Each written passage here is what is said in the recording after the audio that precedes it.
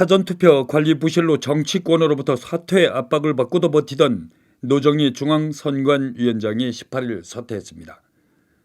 그러면서 노 전 위원장은 국민께 심력 끼쳐 사과드린다고 했습니다. 그러나 노 전 위원장이 사과에 앞서 국민께 반드시 설명해야 할 것이 있습니다. 노 전 위원장이 제출한 공직자 재산 신고서입니다.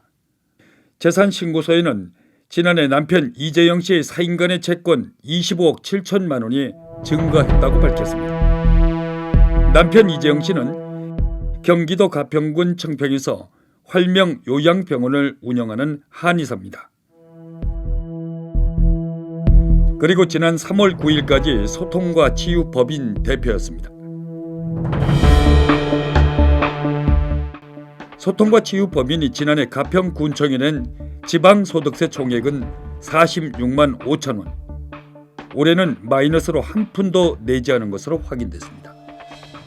지방소득세 46만 5천 원 정도 냈고, 그리고 올해는 마이너스로 냈지, 마이너스. 구멍가게보다 못한 법인입니다. 서울 서대문구 북가자동에 있는 활명 한방병원입니다. 노정희 씨의 남편 이재영 씨가 청평에서 운영하는 병원 이름과 유사합니다. 이 병원 원장은 정모 씨. 그런데 등기부 등본을 보면 소통과 치유 앞으로 7억 원의 전세 보증금이 설정되어 있습니다. 1년치 법인 지방소득세 46만 원을 낸 소통과 치유가 낸 전세 보증금 7억 원은 어떻게 된 것일까? 법인 주소지를 찾아가 봤으나 사무실 문은 굳게 닫혀 있습니다.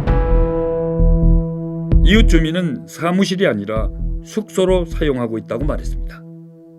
원장님이 여기 계시는 거는 모르겠고, 또 여기 직원들이 숙소로 쓰고 있는 거는 알아요. 우편함에는 이 회사 앞으로 배달된 우편물들이 수북히 쌓여 있습니다. 전기요금도 일반 가정집보다 적게 사용해 서류상으로만 존재하는 이른바 페이퍼 컴퍼니로 의심됩니다. 노정희 전 중앙선관위원장의 남편 이재영 씨는 대통령 선거 날인 지난 3월 9일까지 소통과 치유라는 법인 대표였습니다. 그런데 대선 다음 날인 3월 10일 다른 사람으로 대표이사를 변경했습니다. 신임 대표이사는 현재 청평 활명병원 행정부장으로 근무하고 있는 이모 씨입니다. 소통과 치유 신임 대표 이 씨에게 서울 활명 한방병원 7억 원 전세 보증금에 관해 물어봤으나 자신은 모르는 일이라고 했습니다. 그러면 그거는 저랑 통화하실 건 아닌 것 같고요. 대표님이니까 좁은 거예요, 대표님. 예, 그러니까 뭐 그것까지 제가 자세하게는 모르니까요. 예. 예, 돌이 갔는지 안 갔는지는 모르시다 이거죠? 예. 원장님 통화하시는 게 맞을 것 같네요. 병원을 직접 찾아가 답변을 드리려 했으나 자리를 피했습니다. 지금 외근 나가셔갖고 안에 안 계시다 그러네요. 노 전 위원장의 남편 이재영 원장도 같은 이유로 만날 수 없었습니다. 원장님은 제가 뵐 수가 없어요. 저도 가끔 뵈서. 그러나 그 시각 이재영 원장의 자동차는 건물 뒤편에 주차돼 있었습니다. 이 원장이 취재를 피한 것으로 의심됩니다. 이렇다 할 매출 실적도 없는 주식회사 소통과 치유, 그리고 같은 이름의 서울병원의 전세보증금 7억 원 설정, 정권 교체 다음 날 대표이사직을 사퇴하고 바지 사장으로 의심되는 행정부장 이모 씨를 대표이사로 앉힌 점 등을 볼 때 노정희 전 선관위원장이 공직자 재산 신고서에 남편 채권이 25억 7천만 원으로 늘었다고 신고한 것과 무관치 않아 보입니다.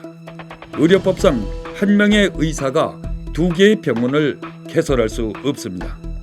따라서 서울 활명 한방병원의 실질적 소유자는 이재영 씨로 의심됩니다. 서울과 청평병원은 네트워크라는 명분으로 전화번호도 공동으로 사용하고 있습니다. 활명 네트워크입니다. 청평 요양병원은 1번, 서대문 한방병원은 2번을 눌러주세요. 노 전 위원장이 밝힌 사인간의 채권 25억 7천만 원 중 7억 원은 전세 보증금, 나머지는 의료 장비와 시설 비용 등으로 사용했을 것으로 의심됩니다. 그리고 자금 출처는 청평병원에서 빼돌린 것이 아니냐는 합리적 의심이 강하게 듭니다. 한편 시민단체는 오늘 대검찰청 앞에서 기자회견을 열고 NGN뉴스가 단독 보도한 노정희 부부를 의료법 위반 등의 혐의로 고발했습니다.